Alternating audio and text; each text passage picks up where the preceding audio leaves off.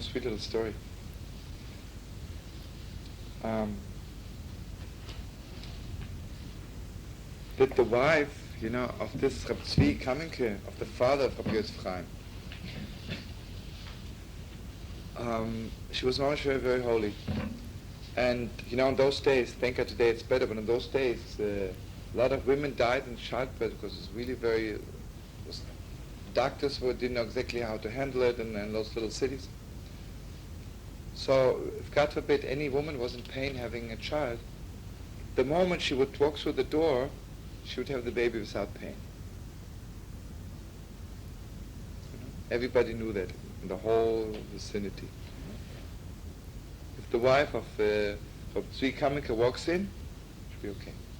Anyway, to make it very, very short, later on, they moved to Israel, Reb Tzvi Kamenke.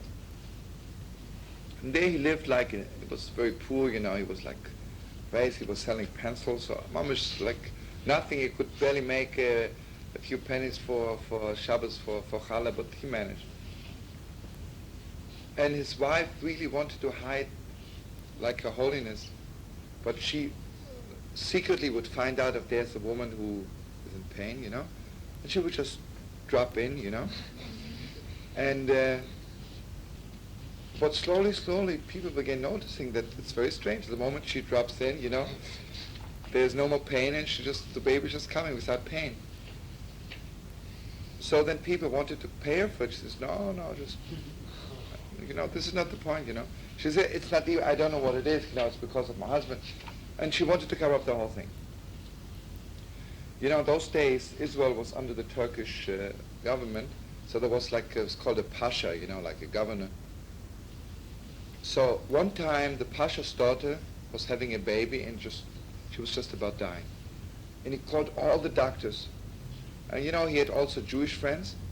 So one Jew came in running to the pasha and says, listen, don't waste your money on doctors, they can't help. There's only one woman alive.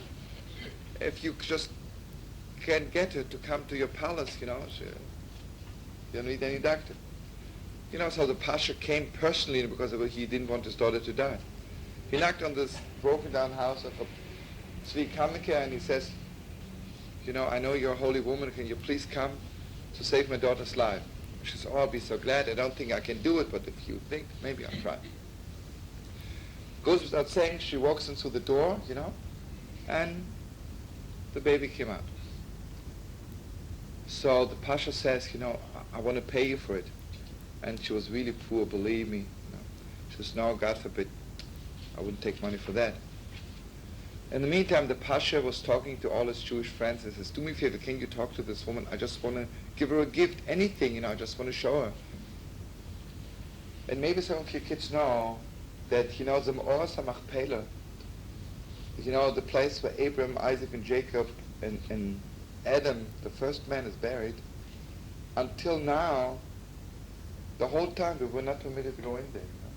Because the Muslims somehow took over, and they had a decree, any Jew who walks down there will be killed because it's desecration to the holiness of the place, The Jew, God forbid, shows his face there.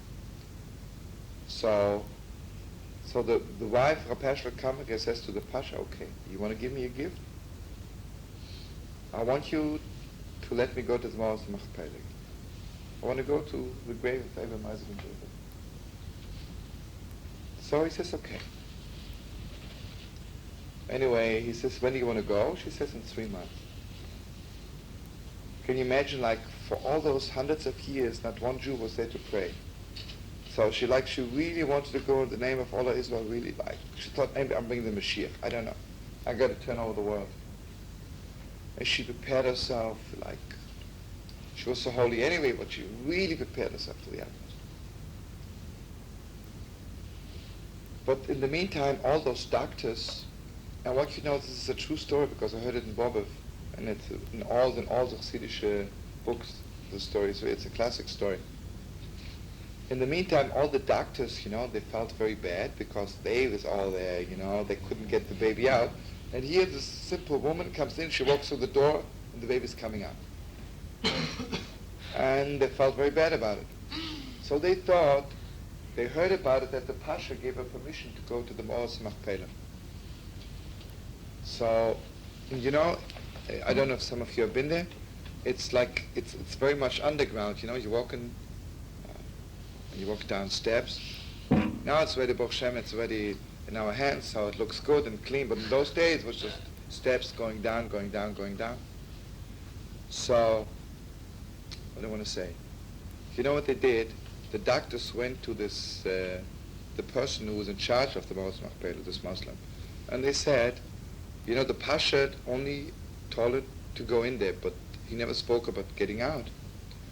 So they gave him a lot of money. You know what you do? The moment she goes down, you close the door and just leave. And in the meantime, she'll die, and then she will say it was just, you know, a misunderstanding. Don't worry about it.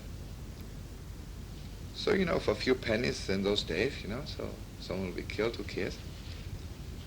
So anyway, so she came there, and she has a letter from the Pasha giving her admission to go in. She goes in, you know, and Mama, she begins to pray like Gewalt. And then, like after a few hours, you know, she wants to go out. She knocks on the door, everything is closed, and it's dark there also.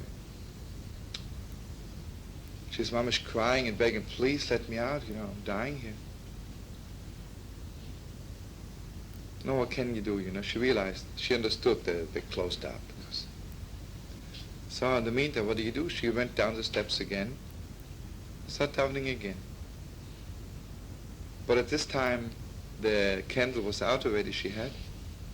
She had a few candles with her, but not, she didn't think she'll be there that long. So she had a tillim in her hands, you know, the Psalms. And you have to know one thing, Reb Tzvi was mamish in direct line from King David, you know? He knew everybody, he could count the names of the people from King David down to him. So she was just about, you know, she was crying so much and was just about to really to faint. Suddenly she saw mamish, a great light, you know, someone was coming with a crown on his head. You know, and he says, I want you to know I'm your grandfather, King David. And come, I'll get you out. But you know, she wasn't stupid. You know? She says to him, I want you to give me something to remember you. Because, you know, she thought I'd come out and say King David took me out of here, you know. Who'll trust me, you know?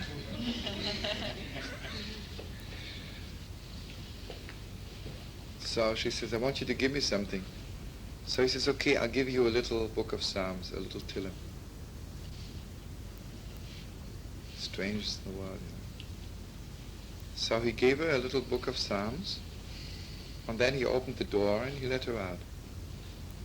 But the strangest thing is, when he let her out from the door, he didn't let her out from the door and she was in Hebron, because she lives in Yerushalayim, you know. He let her out from the door and she was standing right in front of her own house. But she had the tillim in her hands. So this little tillim, this little book of Psalms, was handed down from generation to generation. And I heard in Bobov that someone came at one time from Israel to visit the Holy Sanzer, and he had this tillim with him because he was one of the great-great-grandchildren of Shlomo Carlebach. But now we don't know what it is. I guess it's somewhere.